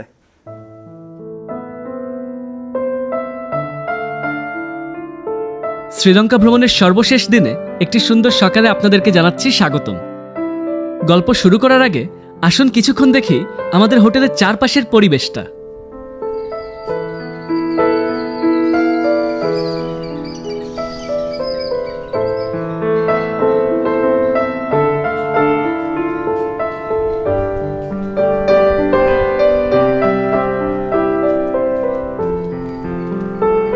আজকে আমরা ছোট করে হাঁটতে বেরিয়েছি, খুব বেশি কিছু করব না। শ্রীলঙ্কার এলাতে চাইলে অনেক রকমের কর্মসূচি করা যায়, আমরা এখানে একটু ছিমছাম সময় কাটাতে আসছি আর কি। এটা আমাদের শেষ দিন চলছে। এখন যাচ্ছি বিখ্যাত 9 আর্চেস ব্রিজ দেখার জন্য। সেটা দেখার জন্য আমাদের হোটেলের এখান থেকে একটা গ্রাম্য ধাঁচের একটা পথ পার করে আমরা ঘুরে ঘুরে নিচের দিকে নামবো। ওদিকে বাঁকখালী শহরটা শুরু হয়ে যাবে। সামনে একটা ট্রেন লাইন পড়ছে।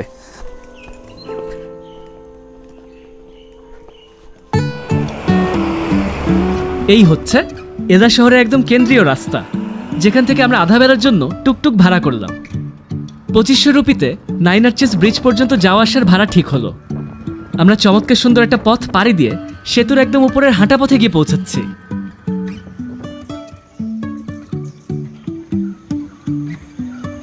আমরা সেই 3:15 থেকে বিখ্যাত 9 আর্চেস ব্রিজে এসে অপেক্ষা করছি এই দৃশ্যটাকে দেখার জন্য। আমাদের পাশ দিয়ে এখন একটা ট্রেন চলে যাচ্ছে, যেই ট্রেনটা ঠিক বিকাল 4টা নাগাদ একটা বিখ্যাত সেতুকে পার করছে। এটা শ্রীলঙ্কার সবচেয়ে বিখ্যাত রেল সেতু। ট্রেনটা এসে আমরা থামছে দেখতে পাচ্ছি। চলেন একটু সামনের দিকে যাই। অসাধারণ একটা অনুভূতি। মূলত আজকে আমরা এটা শুনে এসেছিলাম যখন দুপুরে আমরা বের হবার কথা সিদ্ধান্ত নিয়েছি, অর্থাৎ এখানে আসব, যে আপনার 3:30টার ভেতরে ট্রেন এখানে থাকবে। তো আমরা 3:30টার থেকে আর অনেক আগে থেকে কিন্তু এসে অপেক্ষা করছি। তবে যেটা হয়েছে কি, ট্রেন নাকি একটা জায়গায় কোনো অ্যাক্সিডেন্ট করেছে এরকম শুনেছি, এবং তার জন্য ট্রেন সাময়িকভাবে একটা বিলম্ব হয়ে 4টা নাগাদ এখানে এসে পৌঁছেছে। প্রচুর পরিমাণে বিদেশি পর্যটক, আঞ্চলিক পর্যটক তারা এখানে এসে ভিড়েছে। সবাই দেখতে চায় ট্রেন যে এসে থামে। এটা দেখতে কিন্তু চমৎকার লাগছে। এটা ট্যুরিস্ট ট্রেন ধাঁচেরই মনে হচ্ছে। এই ট্রেনটা এই সেতুতে এসে থামলো এবং মানুষজন এখানে দাঁড়ায় দাঁড়ায় কিন্তু ছবি তুলছে।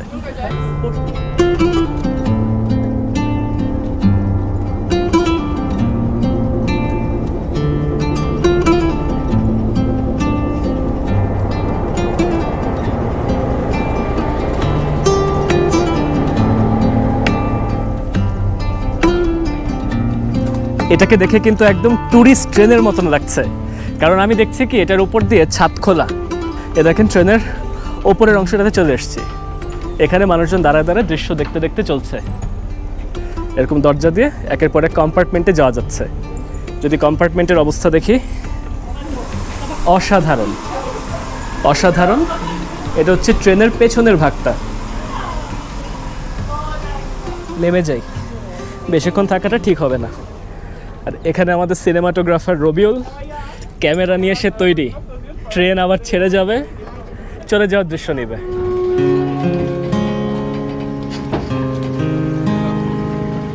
চলে গেল, বিদায় দিয়ে দিলাম ট্রেনটাকে।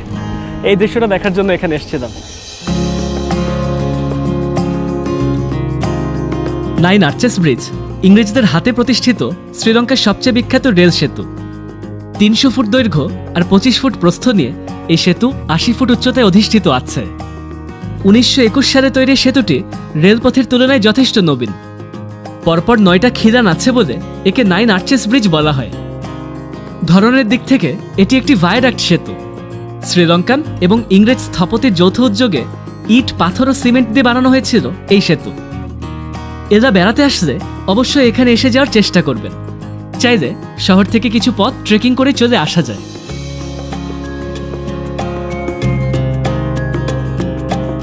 এই উপর দিয়ে দেখেন হোটেল আর রিসোর্ট আছে। এর অনেক অসাধারণ দৃশ্য দেখতে পাচ্ছে, রেলপথটাকে দেখতে পাচ্ছে, এবং আশপাশে এই যে দেখেন প্রাকৃতিক বৈচিত্র্যগুলোকে দেখছে।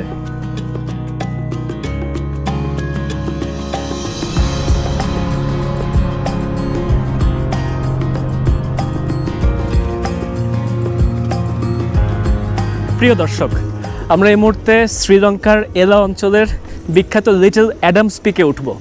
এবং সেই লিটল অ্যাডামস পিকে ওঠার আগে আমরা যেখানটাতে এসে পৌঁছে গেছি ওইখানে রাভানা পুল ক্লাবের মূল দালানটাকে দেখতে পাচ্ছি এবং এখান দিয়ে আমাদের একটা নির্দেশনা দেওয়া আছে মিনি অ্যাডামস পিক এই পথে। এমনকি এদিক দিয়ে কিন্তু flying Ravana mega zip line আছে। এই অঞ্চলটাতে কিছু অ্যাক্টিভিটি আছে, আপনি সেগুলো বিভিন্ন অর্থ খরচ করে করতে থাকবেন। আমাদের জানা মতে আমাদের যেই হাইকিংটা হবে এখন এটা খুব বেশিক্ষণের হবার কথা না, হয়তো 20 মিনিট 30 মিনিট এরকম কিছু হতে পারে। রবিউল কিছু সুন্দর সুন্দর সিনেম্যাটিক শট নিচ্ছে।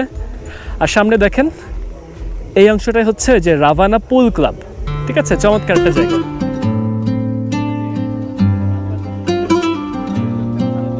শ্রীলঙ্কা যাত্রার সবচেয়ে সুন্দর মুহূর্তের সাক্ষী হচ্ছে। এটা এবারে যাত্রায় আমাদের প্রথম পাহাড়ি ট্রেক। দৃশ্যগুলো মনোমুগ্ধকর। আমরা পাহাড় বাইতে বাইতে একদম 4500 ফুট উঠে যাব। পুরোটা পথ সিঁড়ি দিয়ে ছাওয়া। কিছু দূর অন্তর অন্তর অপেক্ষা করার মতন জায়গা আছে। ওই দেখেন সামনে দিয়ে জিপ লাইন চলছে, সেই রকম অবস্থা। মানে মানুষ এইখান থেকে জিপ লাইন করে নিচের দিকে নামলো, আমরা দেখতে পেলাম মাত্র।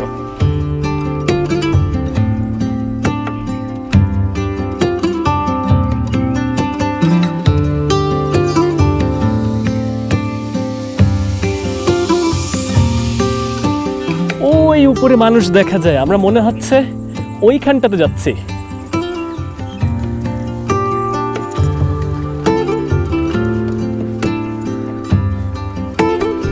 সিঁড়িগুলো কষ্টের করেছে।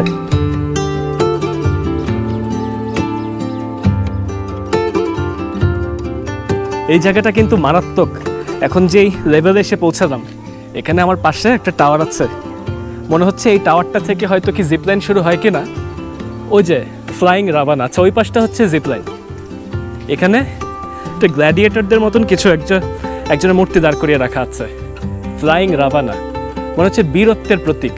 জিপলাইন করার জন্য বলছে 9900 শ্রীলঙ্কান রুপি, বাংলাদেশি টাকায় 4000 টাকার একটু কম, 3960 আসছে যে সময়টাতে আমি বেড়াতে এসেছি। ইতিমধ্যে কিছুটা উপরে উঠেছি, একটু একটু হাঁপাচ্ছি।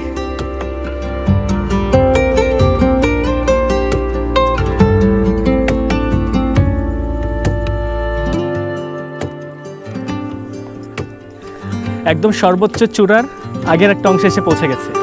ইতিমধ্যে 3500 ফুটের উপরে আছে। এই সামনে দিয়েও আর একটা এরকম স্তূপ আছে, ওখানে উঠা যায়, আবার এ পাশটা উঠা যাচ্ছে।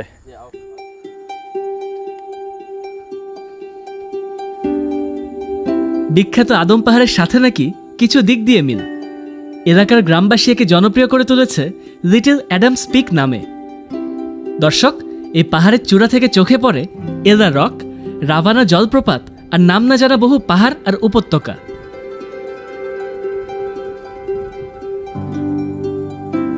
একটু ভালো করে দেখলে নিচের সরু রাস্তাগুলো ধরে গাড়ির চলাফেরাও নজর কাড়বে।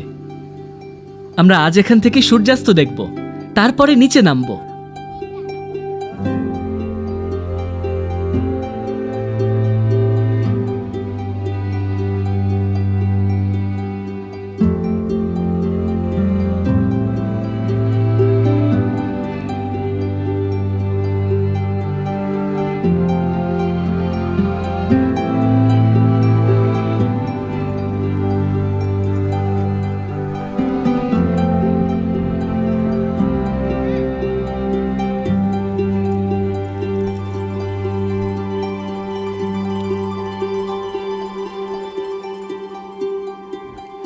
দর্শক, বিদায় বেলার ঘন্টা বাজছে।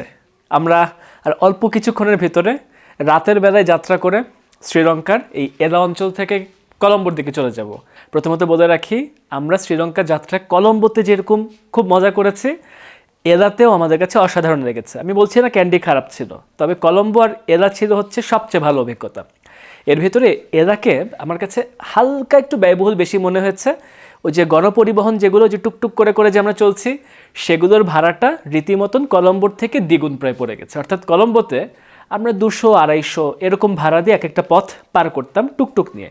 সেক্ষেত্রে এখানে কিন্তু একদম ফ্ল্যাট রেট, 500-র নিচে কিছু হচ্ছিল না। তবে ক্যান্ডিতেও কিন্তু 200-250-র ভিতরে আমাদের খরচ চলে যাচ্ছিল। এখানকার খাবার দাবার সম্পর্কে বলে রাখি, আমরা কিছু কিছু জায়গায় হালাল রেস্টুরেন্টে ঢুকেছি, কিছু জায়গায় আমরা সাধারণ রেস্টুরেন্টে ঢুকেছি, কিন্তু মাছ টাছ থেকে শুরু করে এগুলো খেয়েছি আর কি। এখানে আপনার খাবার দাবার নিয়ে কোনো সমস্যা হবে না। আমরা একটা গাড়ি বুক করে রেখেছি, সে গাড়িটা আমাদেরকে আমাদের হোটেল থেকে রাতের বেলায় অর্থাৎ রাত 10:30টার সময় পিক আপ করে, ইতোমধ্যে কিন্তু রাত 10টা বাজছে, 10:30টায় পিক আপ করে আমাদেরকে প্রায় 6 ঘন্টা যাত্রা করিয়ে ওই যে সেই কলম্বোর যে বিমানবন্দর, সেই বিমানবন্দরে পৌঁছে দিবে। এই গাড়িকে 23,000 শ্রীলঙ্কান রুপি ভাড়া দিতে হচ্ছে, আমেরিকান ডলারে 80 থেকে কিছুটা উপরে পড়ছে আর কি। সকাল সকাল খুব একদম 7:45 আমাদের ফ্লাইটটা পড়ছে। আজকে যে আমরা অটো নিয়ে ওই যে ঘোরাফেরা করলাম, 9 আর্চেস ব্রিজ গেলাম, এবং 9 আর্চেস ব্রিজের পরে আমরা ওই লিটল অ্যাডামস পিক করে শেষমেশ যে ফেরত আসছি, সব মিলে আমি 5,000 দিয়েছি। হোটেল পর্যন্ত নামিয়ে দিয়ে গেছে। আমাদের এবারে যাত্রা সঙ্গী হিসেবে যে প্রতিষ্ঠান ছিল ফ্লাইট এক্সপার্ট, তাদেরকে আমি অসংখ্য ধন্যবাদ দিয়ে রাখছি এত চমৎকার একটা যাত্রাপথে সঙ্গী হওয়ার জন্য। সবাই ভালো থাকবেন, সুস্থ থাকবেন, সবাইকে ধন্যবাদ।